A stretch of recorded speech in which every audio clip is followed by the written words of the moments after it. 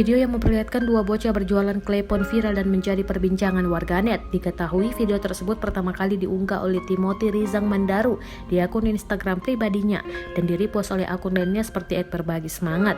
Dalam video singkat terlihat ada dua bocah yang menawarkan klepon yang dibawa menggunakan keranjang plastik kecil.